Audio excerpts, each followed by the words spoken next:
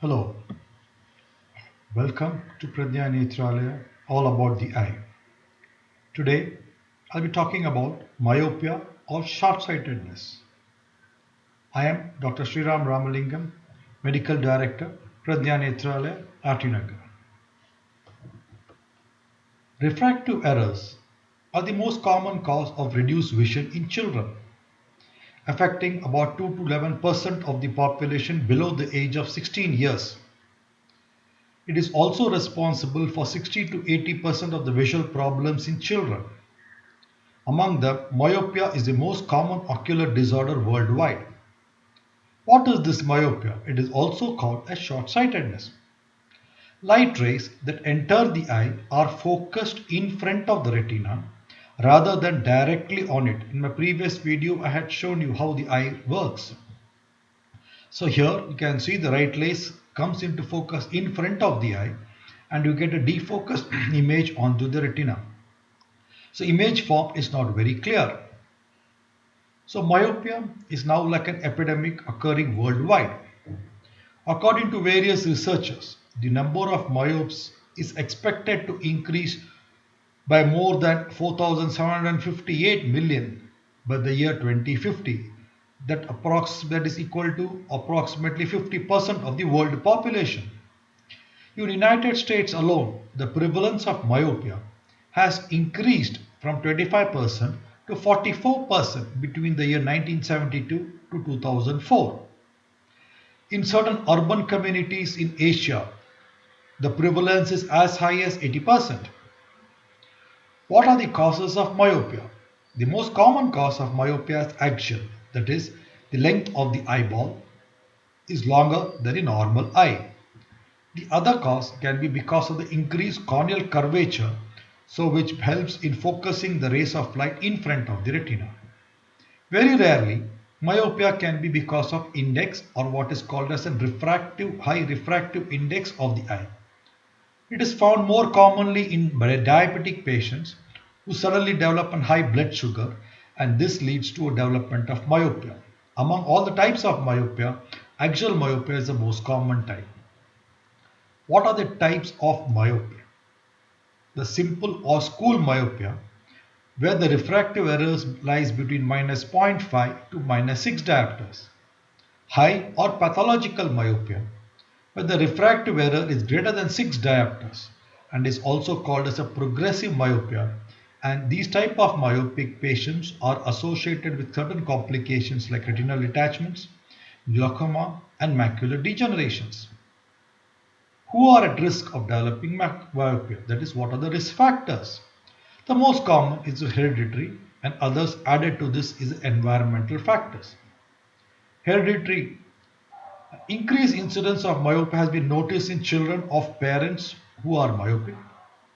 The risk is higher if both the parents are myopic. Parental myopia is also a risk factor for child developing a progressive or a pathological myopia. A lot of patients come to me and say, "Doctor, both of us do not wear glasses. How did my child get the glass?" This can be hereditary again, but it may skip generations. This is called as an autosomal recessive trait. Or it can be because of the environmental factors. What are these environmental factors? Urbanization and increased earthwork. Many studies have shown an association between increased myopia in urban areas as compared to rural areas. Way back in 2008 in Poland, a study found that children living in cities have a twofold increase in the rate of myopia when compared to children living in rural areas. Myopes are more common among professionals, educated persons, computer users, university students, and highly intelligent persons. What do all these people have in common? All the risk factors associated with them are they do a lot of near activity, especially using computers or digital devices. So, can we prevent the onset of myopia? One can only control the environmental factors. The hereditary factors are not under our control. How can we control them? By limiting the screen time. The increased screen exposure could be associated with a higher risk of preschool myopes. Studies concerning screen exposure and myopia have been conducted worldwide. Studies from China have shown that children are at higher risk of myopes whose parents did not limit their children's screen time. Studies from Ireland showed using screen greater than 3 hours per day was associated with a higher risk of myopia among school children. Similar studies from India, especially in Delhi, found screen viewing was a significant risk factor for myopia progression among children aged between 5 to 15 years of age. The current American Academy of Pediatric guidelines recommend that children under 2 years of age should not spend any time using electronic devices, and those children older than 2 years of age should be restricted to less than 2 hours per day. Spending more times outdoor clearly has substantial therapeutic effects on myopia onset and possible progression. It could be recommended that children, especially those who have both myopic parents or show signs of myopia development or progressions, spend more time playing outdoor under the sun.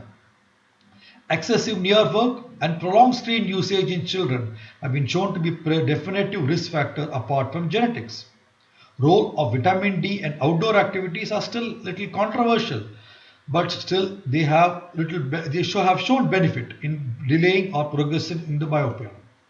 So, in conclusion, avoid excessive screen time in children. Outdoor activities are preferred. Early diagnosis by doing a complete eye examination will help in diagnosing and treating myopias. My next video will be on symptoms of myopia and its treatments. Thanks for watching. Do subscribe to these channels and get to know about the various eye problems.